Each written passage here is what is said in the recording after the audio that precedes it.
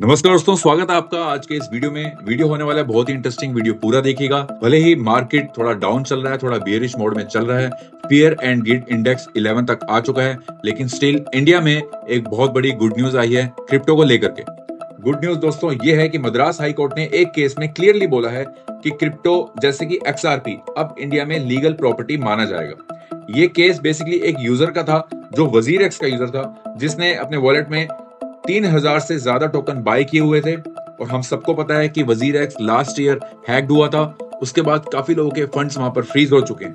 यहाँ पर कोर्ट का सीधा सा कहना है कि क्रिप्टो भले ही अभी करेंसी के तौर पर RBI ने इसको अप्रूवल ना दिया हो, लेकिन क्रिप्टो एक प्रॉपर्टी है, जैसे गोल्ड है, जैसे शेयर्स होते हैं। मतलब अगर कभी आपके क्रिप्टो कहीं से हैक हो जाते हैं या चोरी हो जाते हैं, स्कैम हो जाता है, तो आप सिविल कोर्ट में जाकर केस डाल सकते हैं। ये देखिए पहली ऐसी बड़ी न्यूज है इंडिया में। ये एक बहुत बड़ा लैंडमार्क डिसीजन है। मुझे लगता है कि आपको यहाँ पर पूरी तरह पॉजिटिव रहना चाहिए। अब बात करते हैं क्रिप्टो मार्केट की। बिटकॉइन करंटली ट्रेड कर रहा है 95,788 पर, इथेरियम ट्रेड कर रहा है 3,163 पर, BNB ट्रेड कर रहा है 933 पर। फंडामेंटल्स मार्केट के स्टिल बहुत स्ट्रॉन्ग हैं। इस समय होता है मार्केट में एंट्री का, लेकिन still I am saying I am not your financial adviser.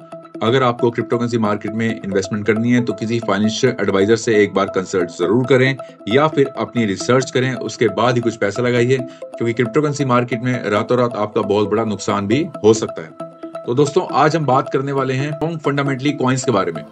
मैंने ट्विटर पर एक पोस्ट डाला था अपना, जहां पर मैंने दो कैटेगरी आपको एक्सप्लेन की थी। एक थी प्राइवेसी कॉइन्स के बारे में, जिसमें से हमने देखा है कि जेड कैश ने एक अच्छी खासी रैली ली है, और इसके अलावा डैश ने भी एक अच्छी खासी रैली ली है। और भी काफी ऐसी कैटेगरी हैं जिनको आप एक्सप्लोर कर सकते हैं, बट ये दो कैटेगरी को लेकर के मैं बहुत ज्यादा बुलिश हूं, प्राइवेसी कॉइन्स और इंस्टीट्यूशनल टोकन जो होते हैं उनको लेकर के। प्राइवेसी कॉइन्स के ऊपर ऑलरेडी मैंने एक वीडियो बनाया हुआ है, आप मेरे चैनल पर जाके ये वीडियो देख सकते हैं। अब हम बात करते हैं सेंट्रलाइज पावर हाउस के बारे में, इंस्टीट्यूशनल टोकन के बारे में। बट उससे पहले अगर आपने मुझे ट्विटर पर फॉलो नहीं किया है दोस्तों, तो आप फॉलो कर लीजिए, क्योंकि यहाँ देता हूँ मैं आपको क्रिप्टो से जुड़ी हर अपडेट सबसे पहले। और यहाँ पर मैं आपको कई अल्फा कॉल्स भी देता हूँ, मार्केट की अपडेट देता हूँ, और भी काफी चीजें आपको यहाँ पर मैं एक्सप्लेन करता हूँ। तो बेटर है कि आप मुझे यहाँ पर फॉलो कर लीजिए। मैंने टेलीग्राम ग्रुप का लिंक भी डिस्क्रिप्शन में दिया हुआ है। अगर आप यहाँ पर आके मेरे साथ जुड़ते हैं तो मैं आपके साथ दिन में 10 बार यहाँ पर कोऑर्डिनेट करता हूँ, आपको अपडेट देता हूँ, आपके सवालों के जवाब भी देता हूँ। दोनों का लिंक मैंने डिस्क्रिप्शन में दिया हुआ है। अब हम बात करते हैं सेंट्रलाइज पावर हाउस यानी कि इंस्टीट्यूशनल टोकन। अब ये कौन से टोकन है, थोड़ा डिटेल में इसको हम समझते हैं। यहाँ पर बहुत बड़ा पैसा काफी इंस्टीट्यूशंस का इसमें पहले से ही मार्केट में घुस चुका है, इन सब प्रोजेक्ट में घुस चुका है, क्योंकि बैंक, गवर्नमेंट और बड़े बड़े कॉर्पोरेट के साथ ये सब प्रोजेक्ट काम कर रहे हैं। अब एक एक करके थोड़ा इनके बारे में समझते हैं।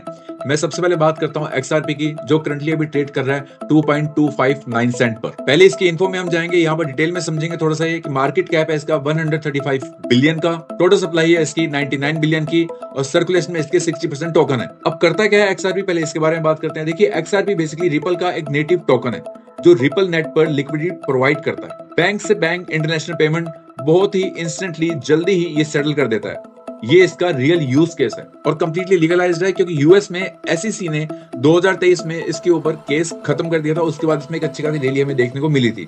ग्लोबल अडॉप्शन इसका बहुत जबरदस्त बढ़ रहा है। 300 से ज्यादा फाइनेंशियल इंस्टीट्यूट इसमें ऑलरेडी इन्वॉल्व हैं। SBI जापान, सैंटेंडर, PNC पहले से इसको यूज कर रहे हैं।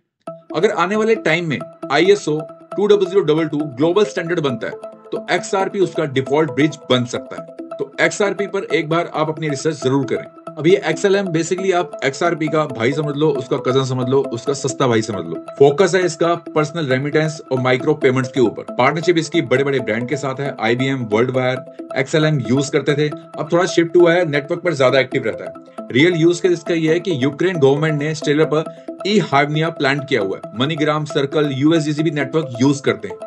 खास बात इसमें यह है कि इसमें ट्रांजैक्शन फी बहुत ही सस्ता है, इसलिए काफी कंट्रीज में लोग इसको सैलरी के लिए भी यूज करते हैं। ये इसका एक बहुत बड़ा यूज केस है।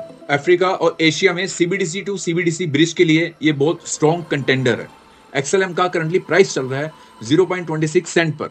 मार्केट कैप है 8.36 बिलियन का, मैक्सिमम सप्लाई 50 बिलियन की है। तो XLM को भी आप डिस्कवर कर सकते हैं, इसके ऊपर भी आप अपनी रिसर्च एक बार जरूर कर सकते हैं। अगेन आई एम सेइंग, इस वीडियो में मैं आपको कोई भी फाइनेंशियल एडवाइस नहीं दे रहा।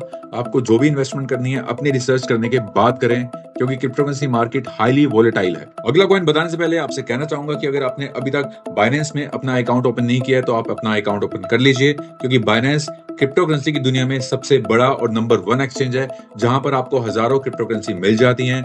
यहाँ पर बहुत सारी चीजें हैं, यहाँ पर इनसाइट्स भी आपको मिलते हैं। और सबसे बड़ी बात, अगर आप मेरे रेफरल कोड के साथ ज्वाइन करेंगे तो आपको $50 का ट्रेडिंग फीस में डिस्काउंट मिलेगा, आपको ही मिलेगा और मुझे ही मिलेगा। तो अगर आप ज्वाइन करते हैं तो 100 USDT का इसमें डेफिनेटली फायदा होने वाला है। इसका लिंक मैंने डिस्क्रिप्शन में दिया हुआ है। यहाँ पर आपको अपना अकाउंट क्रिएट करना है। अकाउंट क्रिएट करने के बाद आपको अपना KYC कंप्लीट करना है। पूरी तरह लीगल है इंडिया में, बाइनेंस एक्सचेंज।